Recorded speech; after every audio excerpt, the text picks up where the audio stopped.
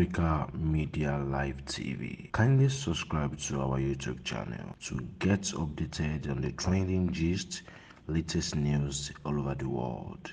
Like our page, subscribe, and share with friends. Thank you.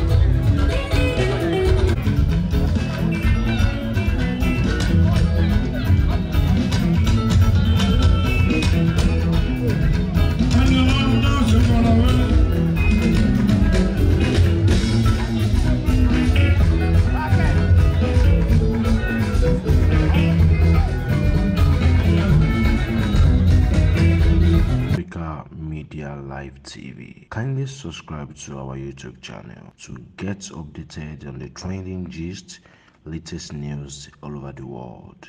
Like our page, subscribe, and share with friends. Thank you.